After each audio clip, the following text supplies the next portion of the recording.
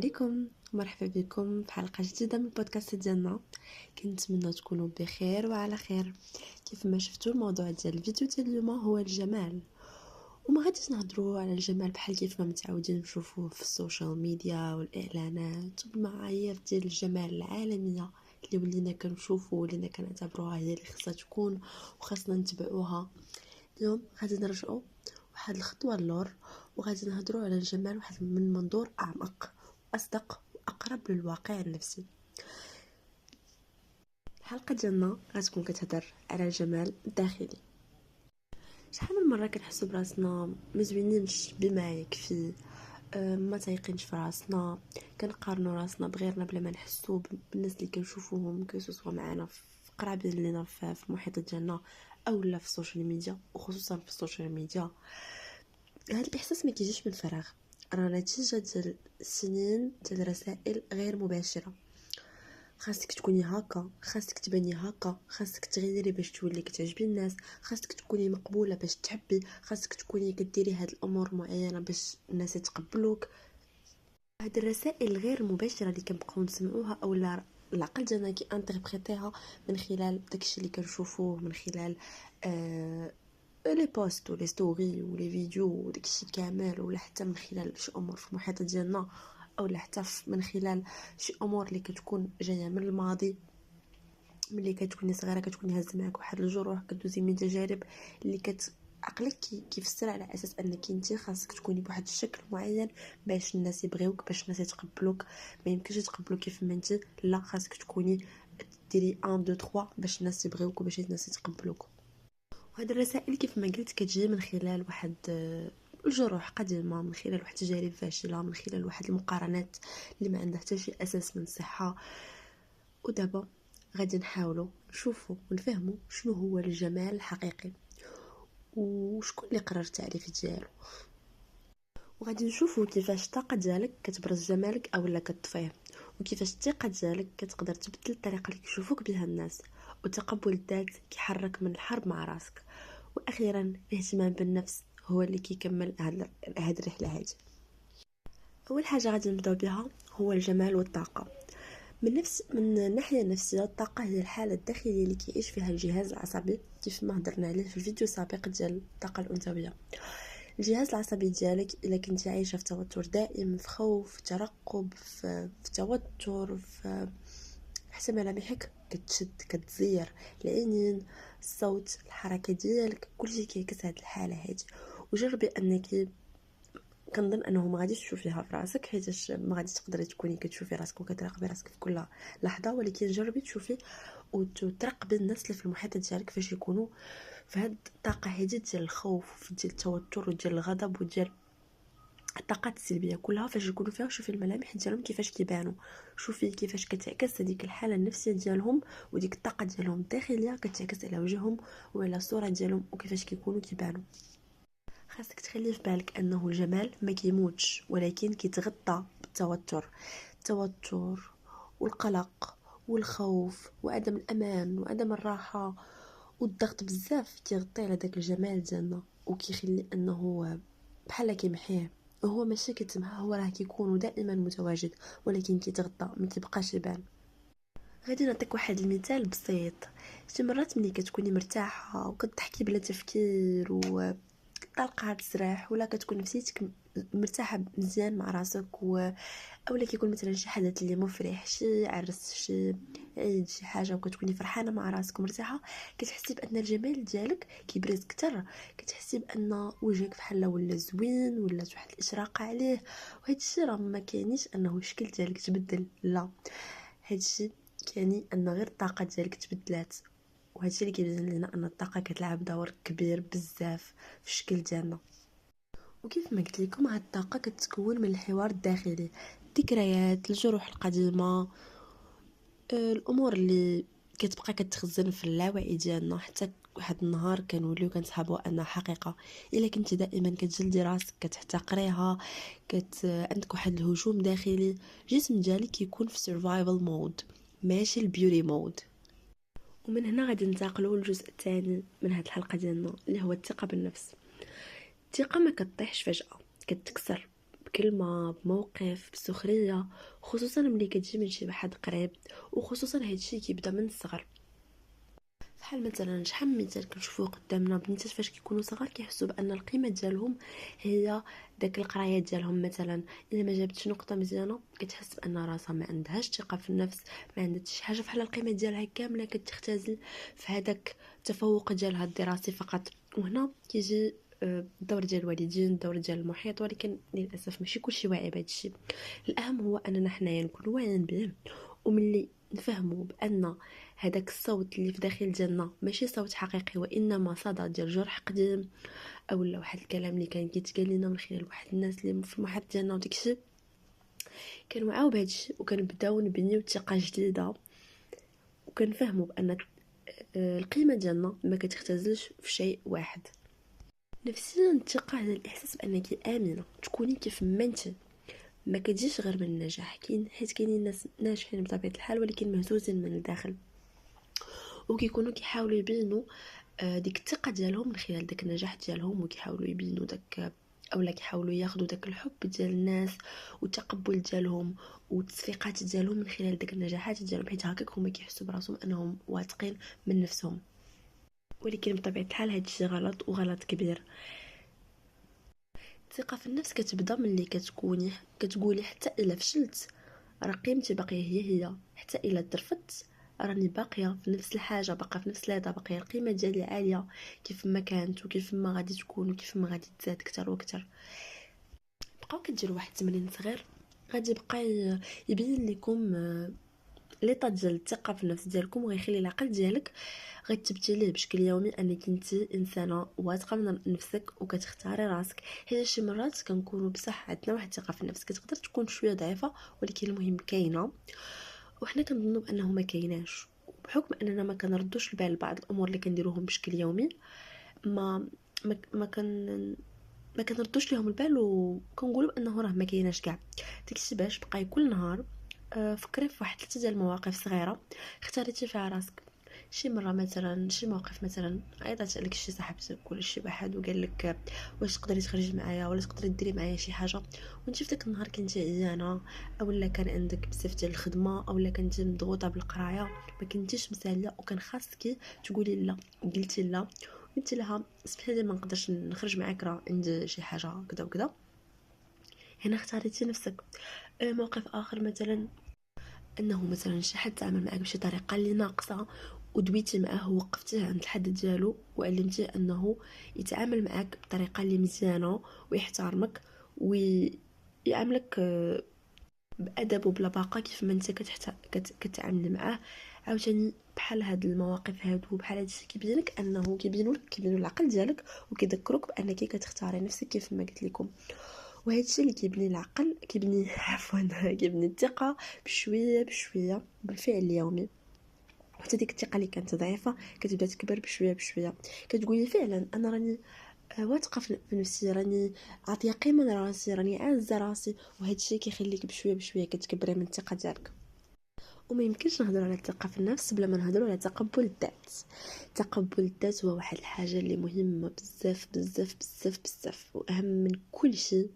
والا ما كانتش غادي تبقاي في واحد الحرب مع راسك ديما.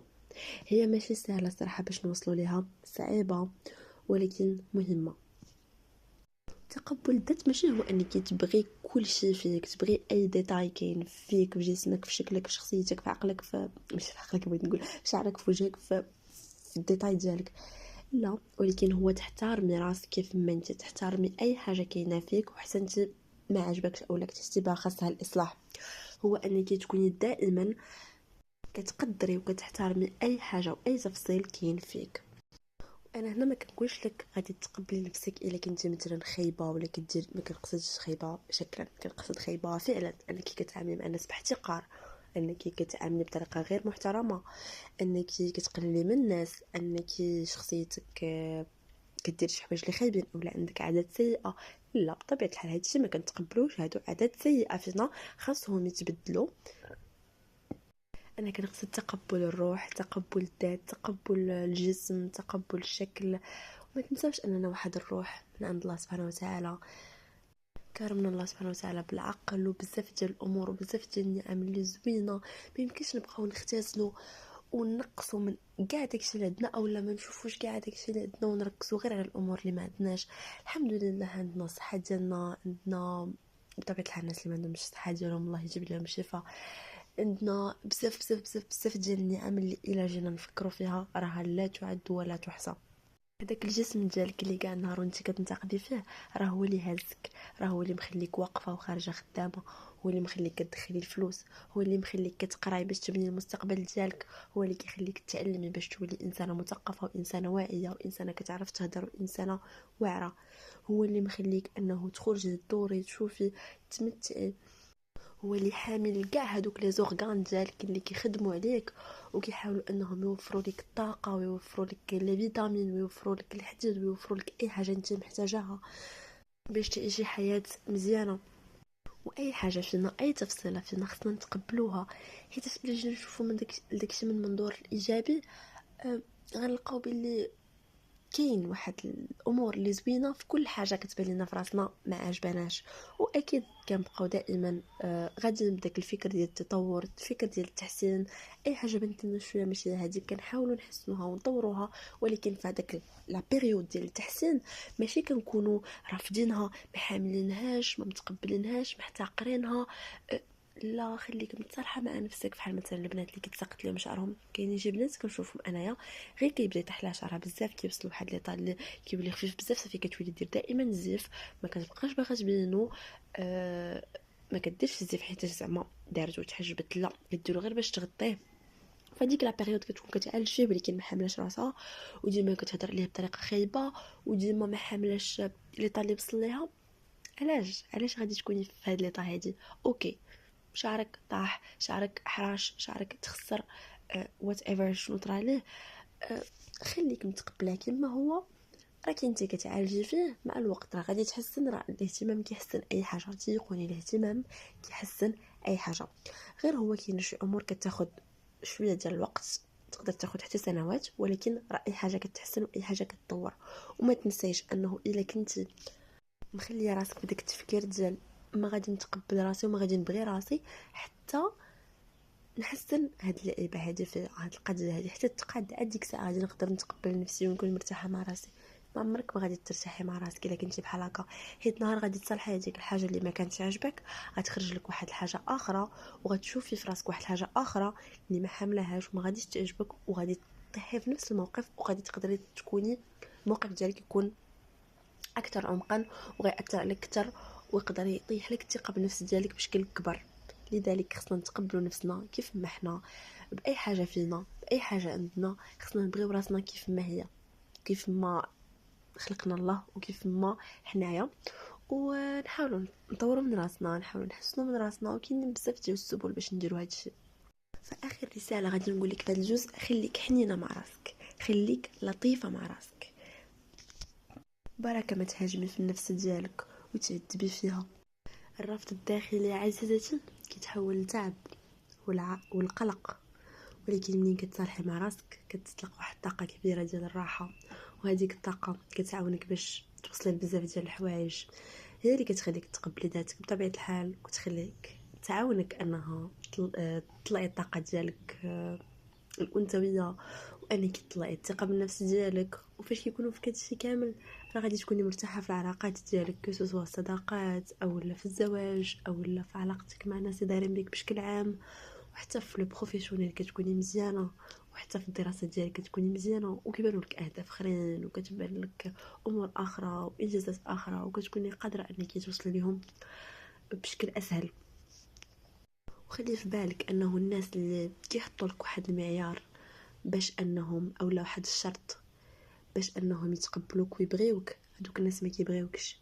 الا كنتي في علاقه مع شي واحد اللي كيقول لك خاصك تكوني دايره بحال فلانه باش تعجبيني، اولا خص انا كتعجبني الفورما اللي بحال هكا، وانت كتحاولي انك تقادي الفورما ديالك وطيري وتنزلي وتحاولي ترجعيها فحال الساعه الرمليه، ودايره المجهود ديالك كامل وما حاملاش راسك، فين ما تشوفي راسك في المرايه تكرهيها وتقولي لا انا خصني نكون بحال هكا باش فلان يقدر يبغيني اكثر. وهذا عرفي راسك انك غير كتخربقي، وانك الا بغيتي تغيري شي حاجه في راسك غيرها باش تطوري، ماشي باش تعجبي شي انسان. انتي زوينه كيف ما انتي، تقبلي نفسك كيف ما انتي، وتيقيني انه غادي يجيو ناس غادي يتقبلوك ويبغيوك بالطريقه اللي انتي فيها، بملامحك، بتفاصيلك، بجسمك، بشكلك، اي حاجه فيك غادي يقدروها وغادي يبغيوها. ما تبقاوش تمشيو عند دوك الناس اللي كيقلبوا على انهم يعاودوا يديروا لكم اعاده الهيكله على كيفاش هما الخيال ديالهم كيفاش داير. اي علاقه، اي صداقه، اي حتى المحيط ديالك الا كانوا كيدويو على الشكل ديالك بواحد الطريقه اللي خايبه، عارفين بانه داك الناس ما كيبغيوكش بشكل حقيقي. اولا البنات اللي كيكونوا عندهم شي صحابات كيبقاو يستهزئوا من شعرهم ولا من شكلهم ولا من وجههم الا كان فيهم الحبوب ولا وات ايفر، هادوك الناس ما كيبغيوكمش. هادوك الناس خاصهم يلتزموا الحدود ديالهم معكم. ما تبقاوش تخليو الناس يطلعوا عليكم فوق ريوسكم، ما تخليوش الناس يبغيو يشوفوكم بالطريقه اللي هما بغاو، او يديروا لكم اعاده تصميم واعاده الهيكله على الشكل اللي هما في عقلهم. الا كان واحد الانسان ما غاديش يتقبلك كيف ما انت، ما عندك ما دير بهذيك لا غولاسيون. ودابا غادي نجي الجزء الاخير واللي هو الاهتمام بالنفس. الاهتمام بالنفس حتى هو واحد الحاجه اللي مهمه بزاف، وهي اللي كتعاوننا في بناء العلاقه مع الذات. هي بحال كنقول واحد الخطوه تكميليه، ماشي هي الاساس بطبيعه الحال، هي فقط تكميليه. هو بحال قلتي تطبيق عملي ديال هادشي كامل اللي قلنا، وكيزيد يعاونك، وهو بحال شي موتيفاسيون. وهنا فاش كنقولوا الاهتمام بالنفس كاينين بزاف ديال الامور، بحال مثلا اهتمام بالراحه ديالك، انه كتاخدي مثلا واحد الوقت باش ترتاحي، فاش تكوني انت ماشي هي هاديك، حاطه الراحه ديالك من ضمن الاولويات ديالك. كتنعسي بكري، ماشي كتبقاي الليل كامل وانت شاده التليفون، ديجا النهار كامل وانت خدامه، وكتجي في الليل كتشدي التليفون وكتبقاي سكرول سكرول سكرول حتى الوحده ولا جوج ديال الليل. ما كتنعسيش بكري، وخصك تفيقي مع 6 ديال الصباح، لا جسمك ارتاح ولا عقلك ارتاح ولا حتى شي حاجه. دونك حاولوا قادوا النعاس ديالكم. الماكله ديالكم حاولوا انها تكون دو كاليتي حتى هي شويه، دخلوا داكشي الصحي، الخضره بزاف، لي فروي ساك، اللحوم، الدجاج، الحوت، ونقصوا شويه من الفاست فود، نقصوا شويه من السكريات، نقصوا شويه من الحلويات. ما كنحيدوش داكشي بشكل عام، راه كلنا كنتشهاو، كلنا كنبغيو مره ناكلوا داكشي، ولكن حاولوا تخليوه داكشي اوكازيونيل، ماشي بشكل يومي.